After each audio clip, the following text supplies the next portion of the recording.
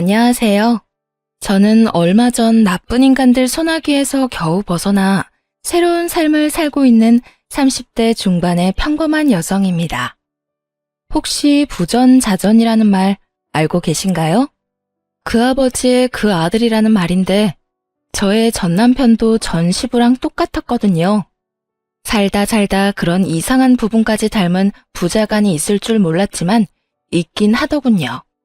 하긴 부모 자식 간이니 닮지 않은 게 더 이상하잖아요. 저도 돌아가신 제 어머니를 빼다 박았다는 이야기를 듣곤 했지만 전 남편에 비할 바가 아니더군요.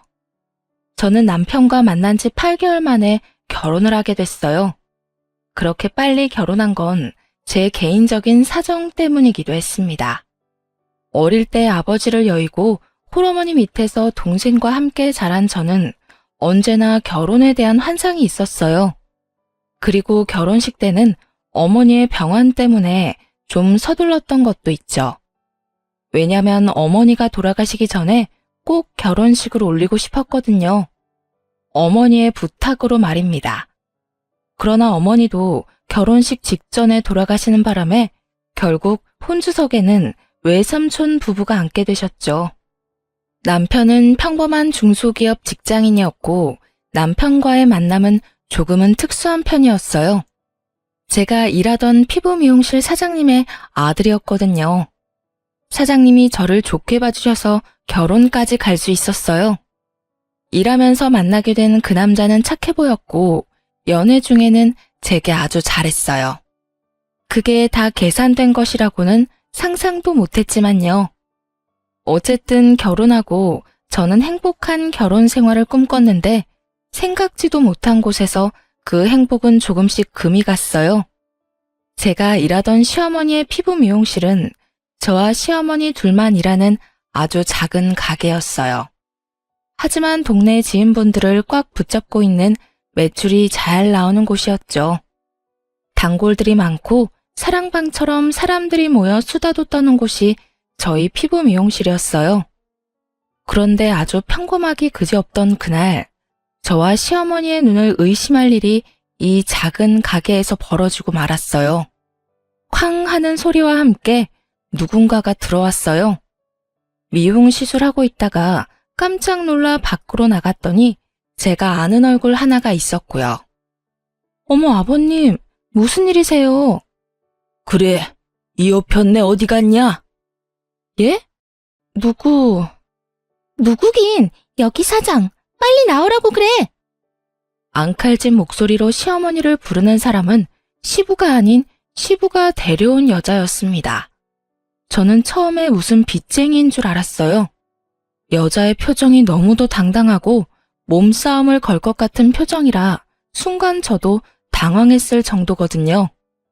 무슨 일로 부르신 건지, 지금은 미용 시술 중이시라 나오시는 건 좀 그렇고 한 20분이면 끝나니까 기다려주시면. 20분? 내 시간이 얼마나 귀한 시간인데 이 여자한테 20분이나 할애를 한단 말이야. 안 나오면 내가 들어가야지. 그 여자는 급기야 방 안으로 들어가려고 저를 밀치려고 하더군요. 저는 당황한 마음도 잠시 살짝 화가 났어요. 제가 여기서 일하는 직원이긴 해도 시어머니의 며느리라 책임감도 있었거든요.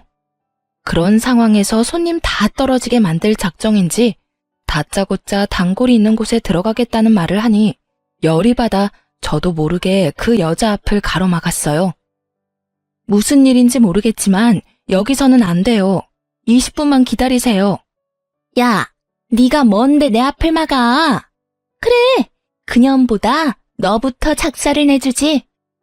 그 여자는 단정히 틀어먹은 제 머리를 쥐어뜯으며 육탄 공격에 들어갔습니다. 저도 참지만은 않았죠. 그 여자가 머리를 쥐어뜯으려 하길래 저는 그 여자 셔츠의 단추를 다 뜯어버렸어요. 옷이 뜯기니 당황한 여자가 제 손을 놓더군요. 머리는 산발이 돼서 우스꽝스러운 꼴로 시모와 손님이 들어가 있는 방문 앞을 지켰는데 밖이 영 소란스러우니 시모가 결국 손님에게 양해를 구하고 밖으로 나오더라고요. 그리고는 시부와 그 여자의 얼굴을 보더니 한숨을 푹 내쉬더군요.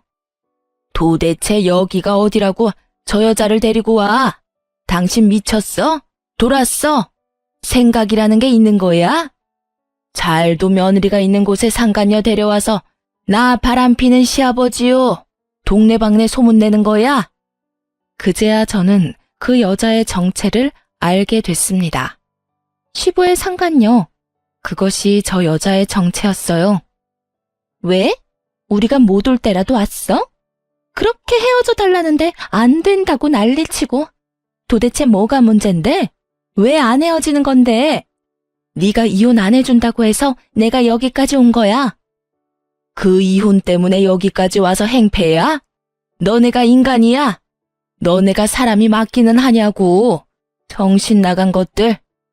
불륜에 아무리 눈에 뵈는 게 없어도 적어도 인간답게는 굴어야 할 거 아니야. 너는 시아버지가 돼서는 며느리 직장에 와서 잘하는 짓이다. 어? 며느리가 너를 뭐로 보겠어? 여태껏 숨겼는데 고세를 못 참고. 다 필요 없으니 이혼이나 해줘. 아들은 이미 다 커서 우리가 있든 없든 상관없잖아. 미성년자도 아니고. 말 길게 섞지 마요. 경고하는데 당장 이혼 안 해주면 나 당신 미용실 매일 찾아와서 행패 부릴 거야. 각오하라고. 그렇게 한바탕 토네이도가 지나간 것처럼 두 사람이 사라지고 나서 결국 머리가 다 뜯긴 저와 정신과 마음이 너덜해진 시모, 그리고 영문도 모른 채 이 모든 일을 지켜봐야 했던 손님만이 남겨졌어요. 그런데 그 손님이 계산을 하며 그러시더군요. 저 여자 옆 동네 음식점에서 일하는 여사장인데 성격 대단하다고 소문났어. 그런 여자 상대로 세댁도 대단하네. 시부의 상간녀는 옆 동네에서 가게를 하는 모양이었고 3년 전부터 시부와 만난 모양이었습니다. 이미 제가 결혼할 때 시부모 사이 관계는 이미 금이 와장창 가 있었던 거예요. 그리고 제게 결국 모든 걸 들켜버리고 이혼까지 종용당한 시어머니는 이혼을 결심하더군요. 저라도 일하던 곳까지 와서 이런 행패 부리면 화났을 거예요. 이혼감이라고 생각했을 거고요. 저는 시어머니의 이혼을 응원하기로 했습니다. 직장 사장과 직원 관계를 떠나 그동안 저희 고부가 쌓아온 정이 생각보다 컸거든요. 저희 어머니 돌아가시고 장례식이며 도움 주신 것도 다 시어머니였고 제 어머니 노릇해 주신 것도 시어머니였으니까요. 그런데 불똥은 아주 이상한 곳에서 튀었습니다. 시부모의 이혼 소송이 치열하게 진행 중인 어느 날이었어요. 오래된 사이에다가 얽힌 게 많을수록 이혼 소송은 길어진다는 걸 감안한다면 아주 극초기에 벌어진 일이었어요. 그날은 저와 남편이 매달 60만 원씩 적금했던 돈이 얼마나 모였는지 확인하려고 은행 잔고를 확인 중이었어요. 그런데 이게 무슨 일인지 그 안에 있어야 할 돈 2천만 원이 아주 깜짝같이 사라졌더라고요. 저는 너무 놀라 퇴근하고 집에 온 남편에게 물었어요. 여보, 우리 매달 적금하던 돈, 그 돈 다 없어졌어. 그거 우리 아버지 잠깐 빌려드렸어. 뭐? 아버님이 어디에 필요하신 건데? 그게, 잘 들어봐. 내가 제대로 설명해 줄게. 자, 우리 신혼집 명의가 누구로 되어 있지? 아버님 이름으로 되어 있지? 맞아. 사실 이번에 아버지가 연락 오셨거든. 어머니랑 이혼 소송하기 전에 우리 엄마가 그 상간녀 위자료 소송을 했대. 그게 판결이 났는데 결국 그 상간녀 쪽에서 우리 엄마에게 돈을 지급하라고 한 모양이야. 그래서 아버지가 연락 와서 돈을 좀 대신 내달라고. 뭐? 미쳤어? 그걸 우리가 왜 내줘? 한국말은 끝까지 들어보랬잖아. 자, 진정하고. 그래서 아버지한테 내가 거래를 제시했지. 내가 그 돈을 드릴 테니 이 신혼집 명의를 내 이름으로 바꿔달라고. 뭐? 너 지금 그걸 잘했다고 나한테 말하는 거야? 잘 생각해봐. 자기야, 2천만 원에 내 집 마련할 수 있는 좋은 기회인데 어떻게 이걸 놓쳐? 내 명의라서 그런 거야?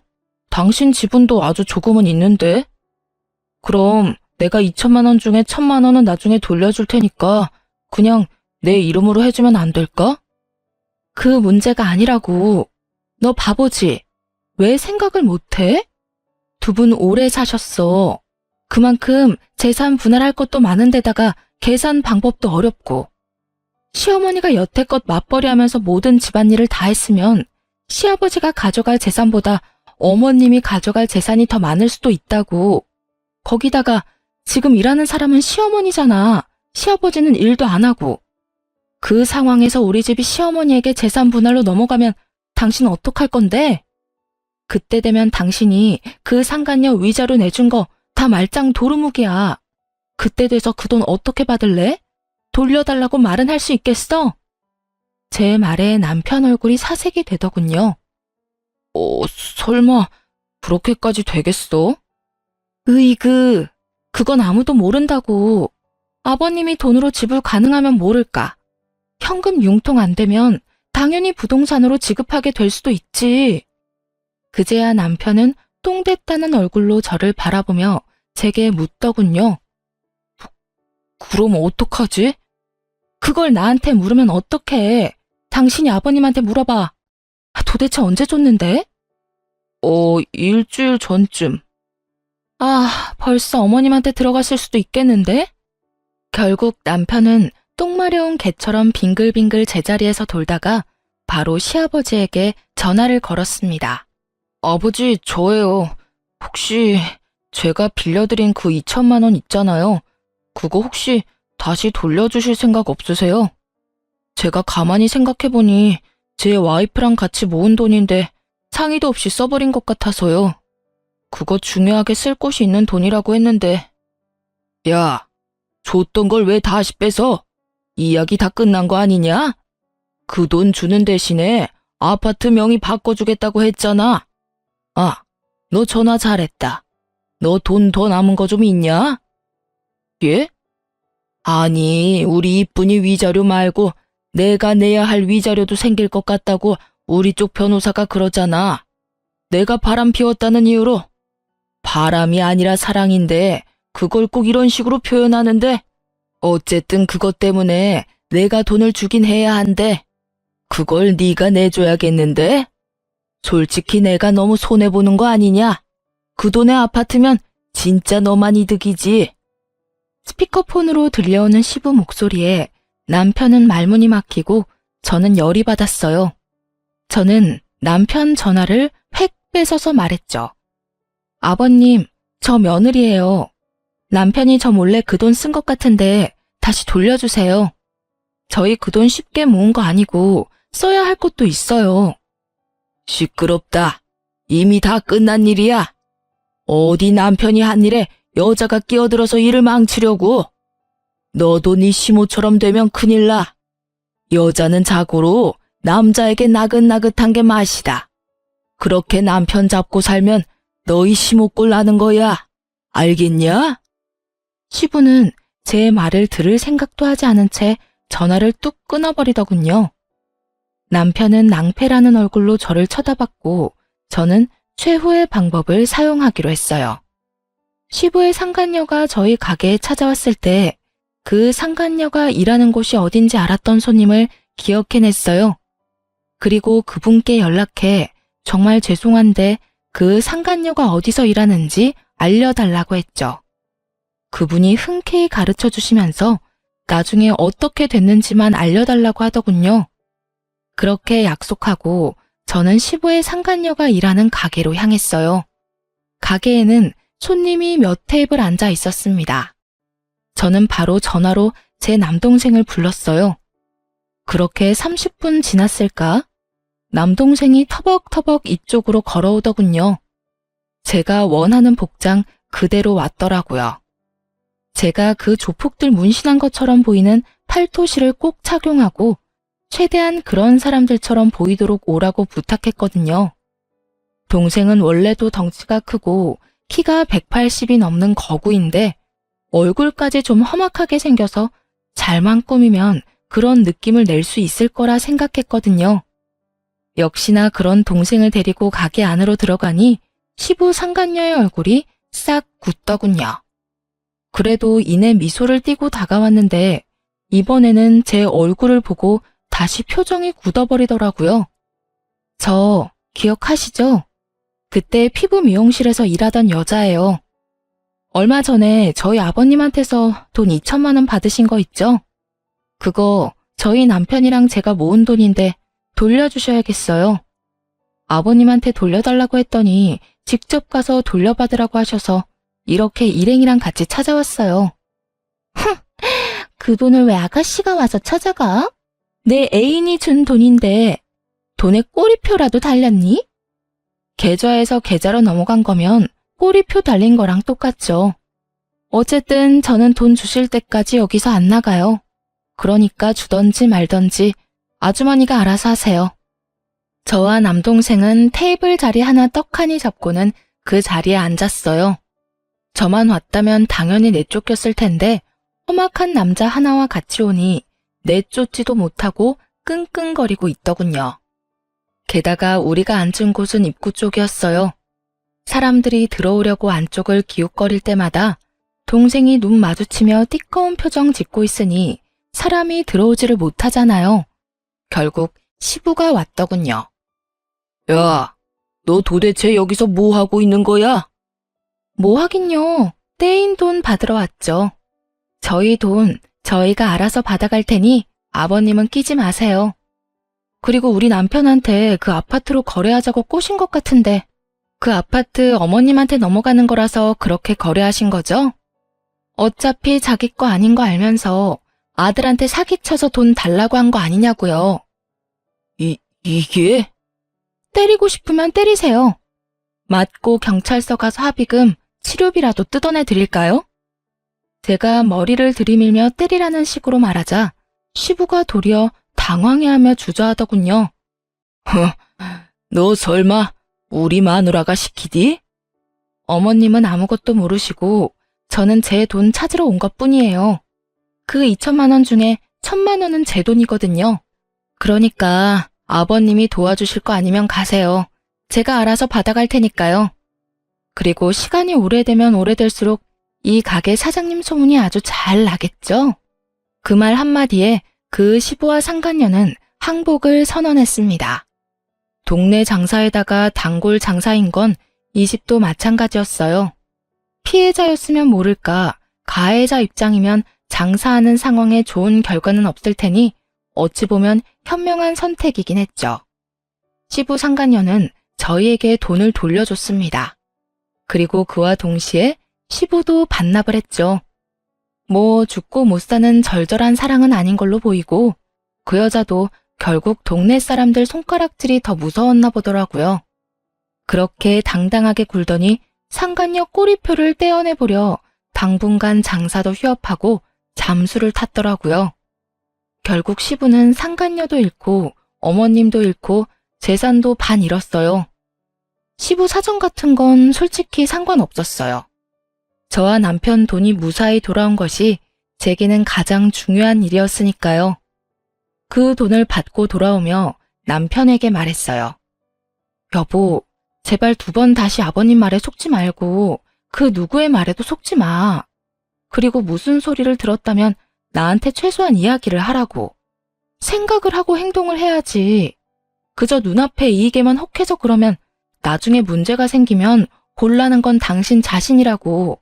알았어? 미안해 여보. 내가 거기까지는 생각을 못했어. 그래도 앞으로는 조심할게. 남편은 결국 사과를 하더군요. 이렇게 남편이 정신을 차리게 되었습니다. 라는 결과가 되었다면 좋았을 텐데 남편은 전혀 나아진 것이 없었습니다. 시부모는 결국 이혼을 하게 됐고 제가 예상한 대로 시부 명의의 우리 신혼집은 시어머니 손에 넘어가게 됐어요. 재산 분할로 시어머니가 얻은 것은 그 아파트였고 그나마 시어머니가 일하는 가게는 뺏기지 않을 수 있었어요. 시부는 본인이 살고 있는 집에 대한 소유권만 가졌죠. 그것에 불만이 엄청 많았다고 하더군요. 하지만 저는 그렇게 생각하지 않았어요. 잃은 건 시어머니가 더 많았거든요. 시어머니가 잃은 건 건강이었죠. 시부와 상간녀 그리고 직장까지 진격한 그 두 사람의 행패 때문에 시어머니는 이혼하는 과정 내내 스트레스에 시달려야 했어요. 매일 머리가 아프다고 하는 데다가 위장병으로 식사도 제대로 못하다 보니 몸에 변화가 생기긴 하더군요. 아니면 이미 오래전부터 있어 왔을 수도 있고요. 결국은 소화가 안 되어 찾은 병원에서 위암 진단을 받고 병원에 입원하게 되셨어요. 시부 집에서 나오면서 살 곳도 마땅찮아서 그간 저희 집에서 지냈는데 결국 그 뒤로 암에 걸렸다는 진단을 받는 바람에 병원 신세를 지게 되셨어요. 저는 그런 시어머니가 안쓰러워 일을 하며 수발을 들었습니다. 저는 여전히 시어머니의 피부 미용실에서 일했지만 시어머니가 일을 하실 수 없어 시어머니의 허락하에 다른 직원을 구해서 같이 일을 하고 있었어요.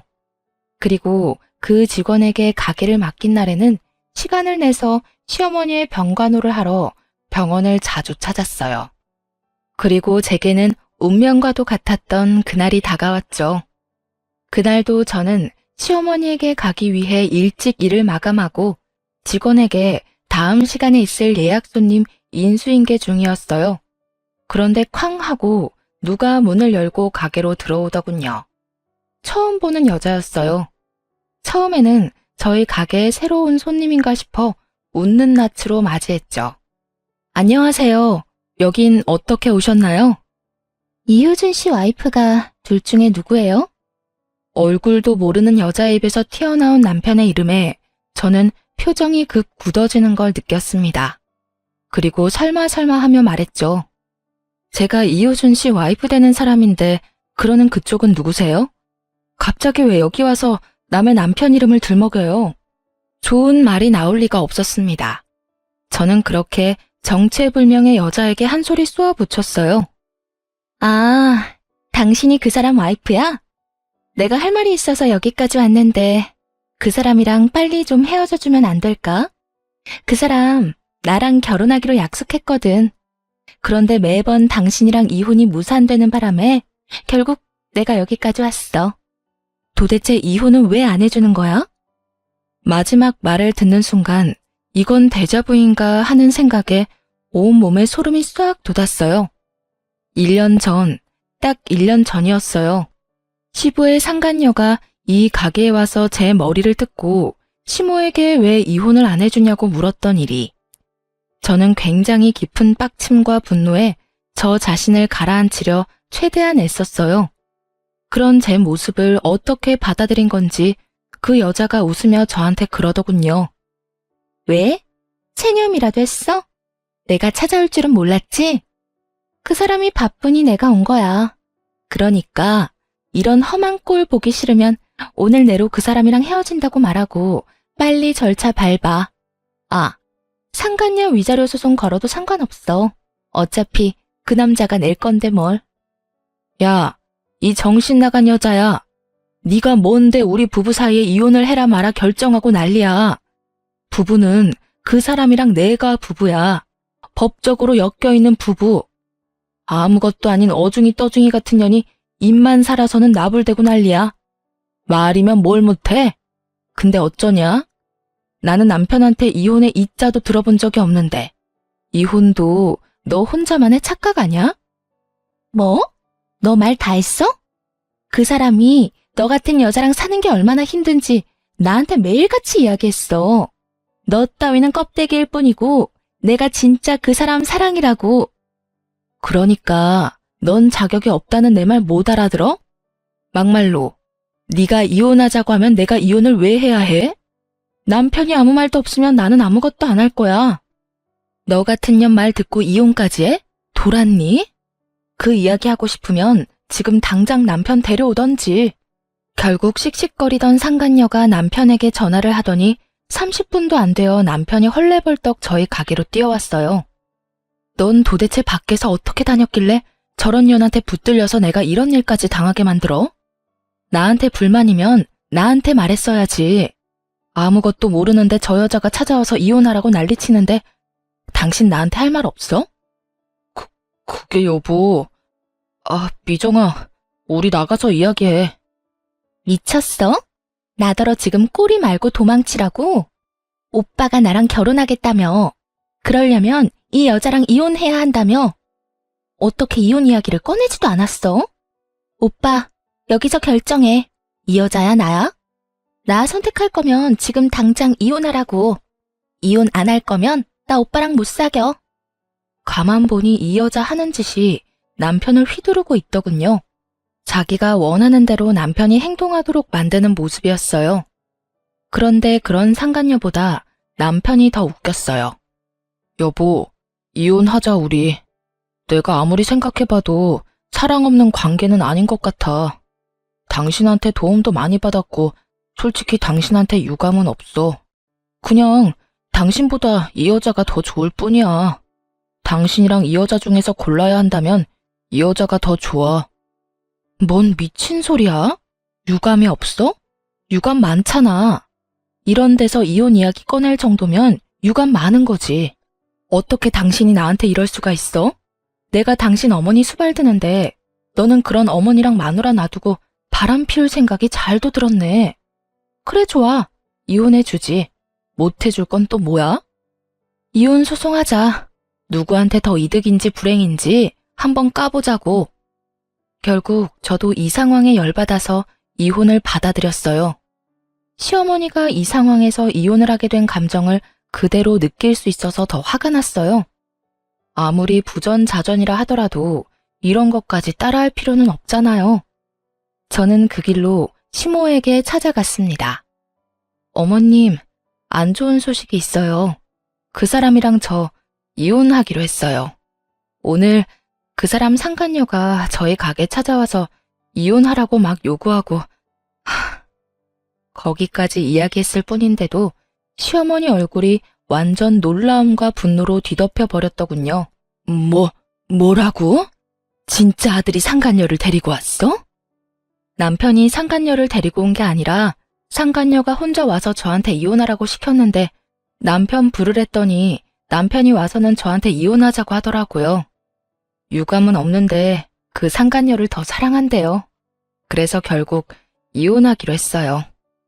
이 미친 것들이, 이 새끼는 지혜미가 상간녀한테 무슨 짓을 당했는지 뻔히 알고도 그런 더러운 짓을 저질렀단 말이야?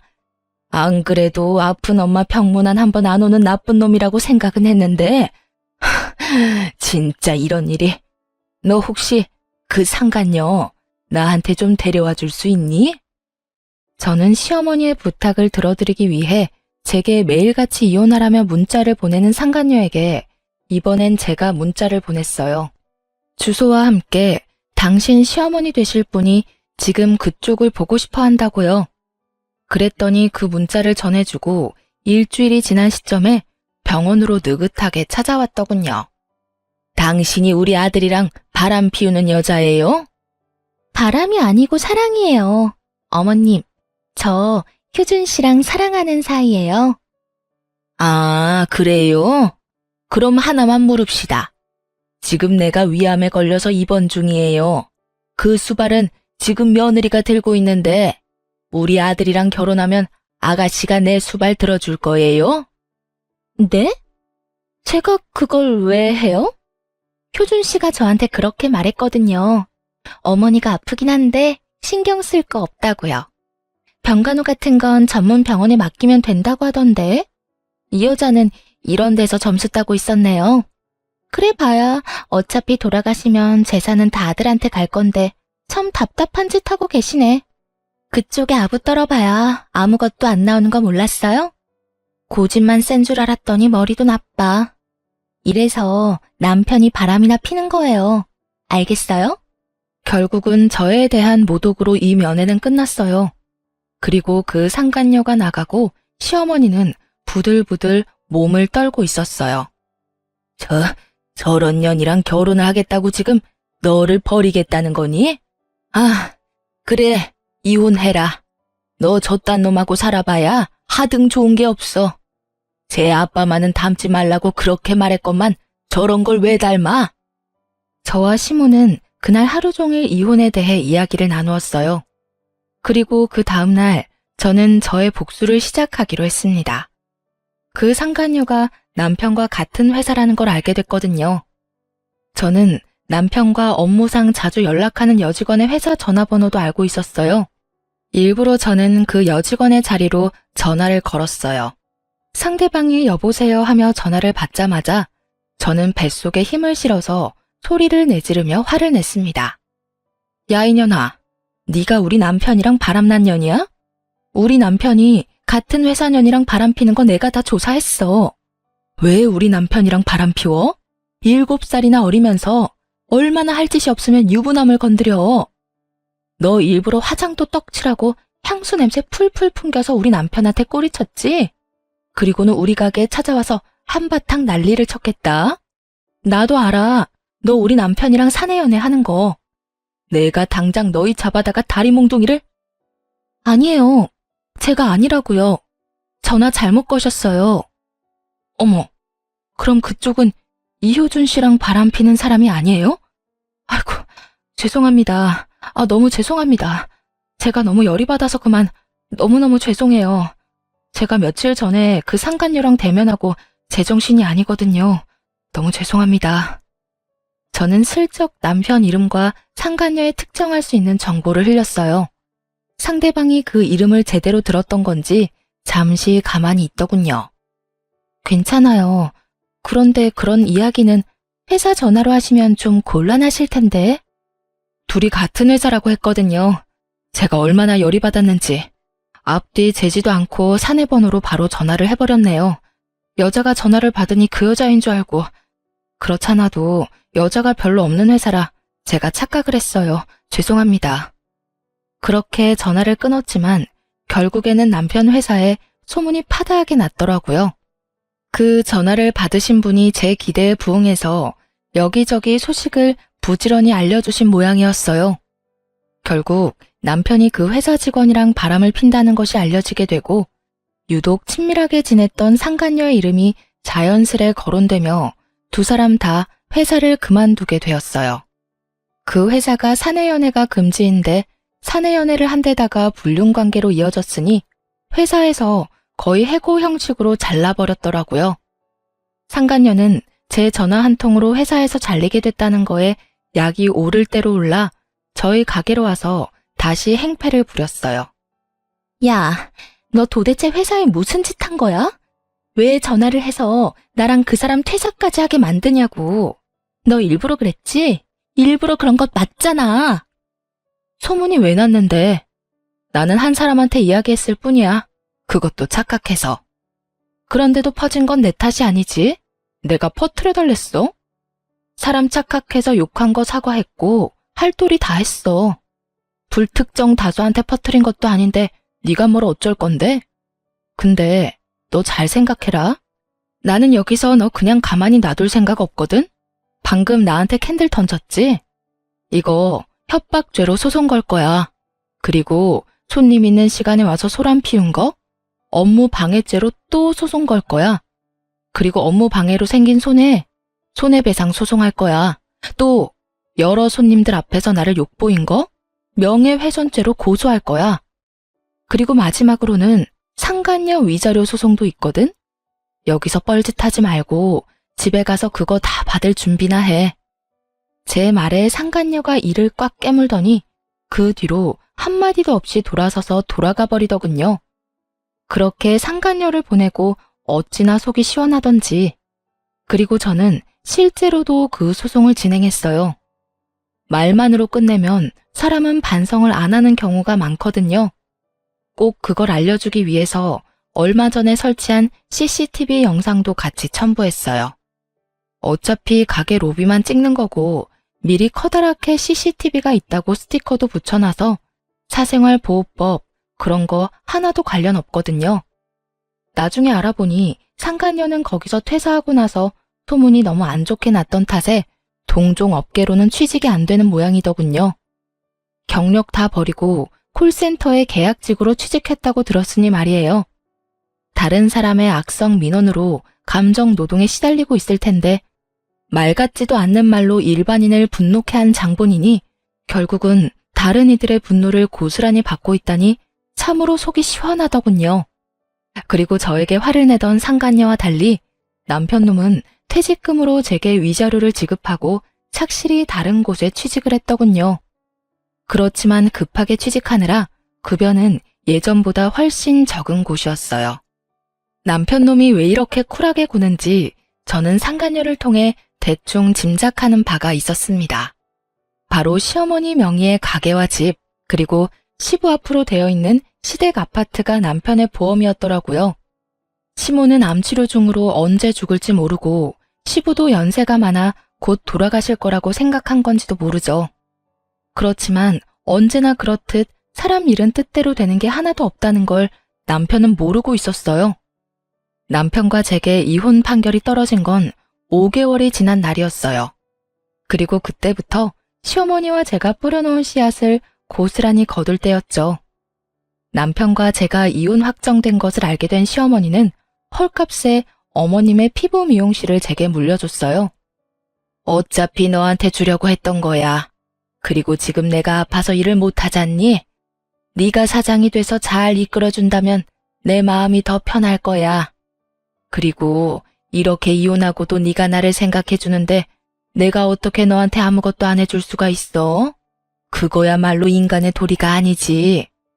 어머님, 그래도 이렇게 헐값에 파시면. 헐값이라니? 너 내 간병까지 해주지 않니? 늙은이 수발도 들고 일까지 도맡아 하는데 이건 헐값이 아니지. 결국 저는 시어머니의 성황에 그 가게를 물려받았고 대신 시어머니의 이름도 직원으로 넣어드렸어요. 언제고 다시 돌아오실 수 있도록 말이죠. 그리고 시어머니는 가게를 물려준 며칠 뒤 전 남편과 제가 살고 있던 신혼집마저 팔아버렸어요. 전 남편에게 말도 없이 팔았는지 전 남편이 병원으로 찾아왔더군요. 당신이 왜 여기에 있어? 아직도 시모 곁을 지키고 있는 게 이상해 보였는지 전 남편이 의아한 표정으로 묻더군요. 내 직원 내가 돌보는 게 뭐가 그렇게 이상해? 직원? 아, 맞다, 어머니. 어째서 이 사람한테 가게를 주신 거예요? 내 가게를 내 직원한테 물려준 건데 뭐가 이상하니? 아니, 이 사람 이제 저랑 헤어졌다고요. 아무 관련 없는 사람이잖아요. 왜 관련이 없어? 너보다는 훨씬 나하고 더 관련이 있는 사람인데 1년이다. 장장 1년 동안 너 나 입원한 병원에 코빼기도 안 비췄어. 네가 인간 새끼면 적어도 1년에 4번은 찾았어야지. 설날, 추석, 내 생일, 어버이날. 그런 아들놈이 1년 만에 찾아와서 하는 소리라고는 내 가게 내가 어디다 팔든 네가 신경 쓰지 마. 네 거 아니야. 그러면 아파트는요? 아파트도 왜 갑자기 팔아버렸어요? 갑자기 부동산에서 집 보러 와서 얼마나 놀랐는지 아세요? 왜 놀래? 그 집이 네 집이야? 나는 언제까지고 너한테 맡기겠다는 말 한 적 없어. 그러면 당연히 언제고 나갈 수 있다고 생각했었어야지. 아니면 전화라도 해보던가. 전화도 한 통 없었던 주제에 이제 와서 발등에 불 떨어지니까 찾아와서 질질 짜는 소리를 해? 그래서 그 돈은 어쩌셨는데요? 설마 다 쓰셨어요? 그러면 저한테 물려주실 건 하나도 없으시잖아요. 없다 이놈아. 물려줄 돈? 내가 언제 죽는다든? 아니면 너 내가 죽기를 원해서 이러는 거냐? 죽어줘. 죽어도 다 네 거 아니야. 벌써 주인한테로 다 갔다. 어머니, 왜 이렇게 못되게 구시는데요? 제가 아들이잖아요. 아들이 1년 못 찾아왔다고 이런 식으로 행동하실 수 있어요? 바빠서 그랬다고요, 바빠서. 바빠? 말이나 못하면 밉지나 않지. 너 그딴 정신 나간 상간녀 만나느라 나한테 안 온 거잖아. 네 상간녀는 내가 안중에도 없더라. 나는 그년 내 며느리로 인정 못해. 내가 네 아버지랑 이혼했어도 네 어머니가 아닌 건 아니잖니? 난 그년 싫어. 어른 앞에서 빳빳하게 고개 들고 노려보는 꼴이 꼭 너희 아버지 상간녀랑 판박이더라. 가족도 아닌데 똑 닮은 거 보면 상간녀들은 상간녀들끼리 통하는 게 있나 보지? 그리고 너 그년한테 뭐라 말했는지 모르겠는데 내가 내 수발까지 들어주는 착한 며느리를 버리고 너한테 재산 줄 것 같으냐? 천만의 말씀 만만의 콩떡이다 이 자식아. 네 아버지랑 똑같은 짓 해서 엄마 가슴에 대못 박는 놈 내 자식 아니야. 난 한 푼도 안 남기고 다 쓰고 죽을 거야. 어머니. 시어머니의 재산만 믿고 있던 전 남편 놈에게 떨어진 시모의 말은 청천벽력과도 같은 거였나 봐요. 참 웃기죠. 자기가 벌어서 쓸 생각을 해야지 멀쩡히 살아있는 어머니 재산을 노리고 있다니. 그리고 사실 시어머니가 판 그 아파트 대금 중에 5천만 원은 이미 제 수중에 벌써 들어와 있었거든요. 시어머니가 1년간 수발 들어준 대가로 제게 넣어준 거였죠. 그것도 안 받으려고 거절했는데 결국은 받게 됐어요. 시어머니가 진절머리를 치며 남편이랑 똑같은 짓 하고 나를 돈으로만 생각한 아들놈에게 한 푼도 남겨주기 싫다고요. 그렇다고 기부를 하는 건 아까우니 저한테 주겠다고 말이죠. 그렇게 시모 명의의 모든 걸 눈뜨고 저에게 빼앗기게 된 전 남편은 저를 원망하듯 쳐다봤지만 저는 모른 척했어요. 이미 시모와 저 사이에 거래가 됐으니까요. 결국 남편은 포기하고 나갔고 저는 나중에야 시어머니 병간호를 하고 병원 밖으로 나왔어요. 그런데 전 남편이 그 앞에서 떡하니 기다리고 있더군요. 무시무시한 표정으로 저를 노려보며 톡 쏘아붙이더군요. 당신 이거 노리고 우리 엄마 옆에 딱 붙어 있었어? 노리긴 뭘 노려. 최소한의 인간의 도리를 지키는 중인데. 이거 원래 네가 했어야 할 일이야. 어머님 모시고 어머님 병간호하는 거. 어디서 인간 탈 쓰고 다니는 짐승 주제에 나한테 그딴 말도 안 되는 말을 꺼내? 여태껏 다 팽개치고 열심히 딴 년이랑 하하호호 즐겁게 잘 노며 더러운 짓 했던 주제에 감히 누구한테 그딴 소리를 해? 제발, 당신은 다 가져갔잖아. 내가 위자료까지 깔끔하게 줬잖아. 그런데 왜 내가 가지고 있던 걸 다 가져가는 거야? 내가 가져간 게 아니라 나한테 오던데? 그리고 그 말 하기 전에 최소한 어머님 트라우마는 건드리지 말았어야지. 상간녀가 가게로 쳐들어온 경험이 한 번이면 몰라도 본인 병간호하는 며느리한테도 일어났다고 생각해봐. 나 같아도 진절머리가 나서 상간녀 절대 인정 못하지. 그 일 때문에 저렇게 화가 나신 거라고? 이미 두 사람 사이는 끝이 나셨는데 아직까지? 시아버지랑 똑같은 가해자 입장이니 당한 사람이 어떤 기분인지 모르지? 봐, 당한 사람은 끝까지 못 잊는 법이야. 어머님만 그런 줄 알아? 나도 마찬가지야. 나는 어머님보다 더하면 더했지 덜하진 않을 거라고. 그리고 상간녀한테 잘 이야기해줘. 내가 준 선물 받고 열심히 나한테 돌려주라고. 그게 무슨... 궁금해하는 전 남편 놈 남겨두고 돌아오는데 속이 다 시원하더군요. 지가 생각하던 계획을 하나하나 부셔놓으니 이제야 좀 마음이 편해졌어요. 그전까지 가슴속에 돌덩이 하나 얹혀진 듯 갑갑하더니 내게 저리 절절 매는 전 남편을 보니 10년 묵은 채증이 다 내려가는 기분이었습니다. 전 남편은 제가 마지막에 상간녀에게 한 말이 궁금했나 봐요. 그런데 그 다음날 저녁에 시어머니 병원에서 다시 마주쳤을 때는 그저께와 정반대로 울상이 돼서 저를 기다리고 있었죠. 당신 그 여자한테 무슨 소송을 그렇게 걸었어? 벌써 소식 들었어? 벌금이며 위자료 엄청 나왔지? 잘 됐네. 나도 혼자 살려면 걱정이었는데 이렇게 위자료 두둑히 챙기게 돼서 다행이고. 그 소송이 뭔지 알고 싶어? 내가 일하는 가게 와서 패약질 부리고 손님들 앞에서 나 모욕하고 내게 물건까지 던진 위자료와 벌금이지. 그러게, 상간녀 관리를 잘하지 그랬어? 왜, 그 여자가 전화와서 자기는 상황이 안 되니 너한테 도와달라고 하디? 그래서 나한테 쪼르르 달려와서 소송 왜 그렇게 많이 걸었냐고 항의라도 하라던? 해봐. 이미 법적인 판결 끝났고 그 여자는 나한테 돈 줘야 할 것만 남았어. 뭐 나는 당신이 내도 상관없다고 생각하니까 둘이서 잘 상의해서 주던가. 근데 안 주면 나 끝까지 용서 안 해. 그거 내 정신적 위자료고 내 인생 망쳐먹은 너희들이 져야 할 책임이거든?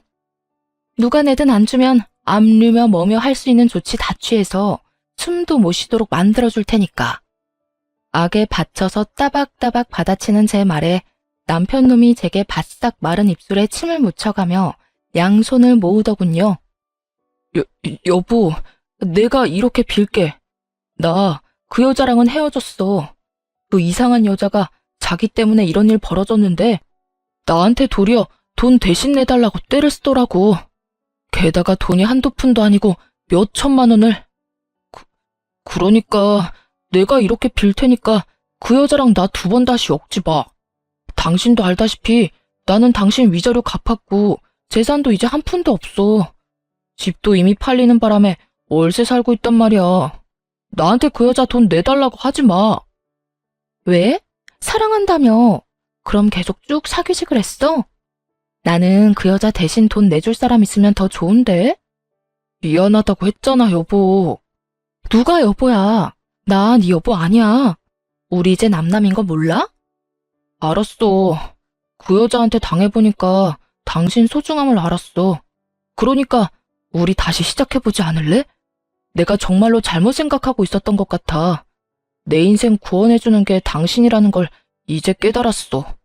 그 여자가 가는 곳곳마다 사고만 쳐서 내가 수습해야 하는데 당신은 다르잖아. 저는 재수없는 표정으로 남편에게 살며시 가운데 손가락을 내밀어주며 썩은 미소를 날려줬습니다. 헛소리는 상간녀한테 가서 하시고요. 나는 그럴 생각 1도 없으니 이만 내 앞에서 꺼져. 결국 전 남편은 철벽 같은 제 모습에 상심하고 돌아서더군요. 그러게 있을 때 좀 잘하지. 항상 나쁜 놈들은 잃고 나서 후회를 하더라고요. 시아버지 상간녀 위자료로 우리 돈 뺏겼을 때도 제가 나서지 않았으면 돈 잃고 집도 잃고 나중에 후회만 했을 놈이 살려줬더니 나중에 이런 식으로 은혜를 원수로 갚는 걸 이미 알아버렸는데 제가 돌아올 거라 기대하는 건 무슨 정신 나간 생각인지. 어쨌든 이렇게 저는 전 남편과 손절하고 열심히 새로운 인생을 살고 있습니다. 사실 이혼하고 그 집 나온 것 말고는 크게 변한 것도 없어요. 하던 일도 똑같고 직장도 같으며 환경은 예전과 비슷해요. 그렇지만 그 사이에 좋은 일도 있죠. 시어머니의 암 치료가 잘 돼서 요즘은 제 피부 미용실에서 같이 지내며 일하고 계시거든요. 제가 열심히 병간호를 했더니 지금은 이렇게 간단한 일 하는 것 정도는 하실 수 있게 되어 너무 좋아하세요. 그리고 시부는 어떻게 됐냐고요? 시어머니를 괴롭혔던 그 상간녀에게 결국 시댁주택을 담보로 대출받아서 위자료를 지급해줬다고 하더군요. 그리고 그 상간녀는 그 돈 받고 시아버지를 뻥 차버렸대요. 그런데도 여전히 자기 버릇 남 못 주고 시부는 다른 여자를 열심히 만나고 계시더라고요. 참 대단한 사람이네요. 본능에 그렇게 충실하게 사실 수 있다니. 저로서는 상상도 못할 일인데 어쨌든 그쪽과는 이제 전혀 연이 없어 만나지도 않고 우리 손님들을 통해서 여기저기 소식은 간간히 듣고 있어요. 아참, 상간녀한테 한 번만 더 까불면 매운 소속 맛을 보여주겠다고 말했더니 더 이상 연락이 없더군요. 그 화살은 전부 전 남편에게 돌아가 열심히 저 대신 그 원망 다 듣고 있다는 것도 잘 들었고요. 그러게 한 번의 선택에 영원히 고통받을 수도 있다는 걸 잘 알았어야죠. 둘 다 서로에게 열심히 고통 주고 있으니 저는 이제 관심 끊어도 될 것 같아요. 제 사연은 이제 끝이 났네요. 이야기 들어주신 분들 모두 감사합니다. 오늘도 좋은 하루 되세요.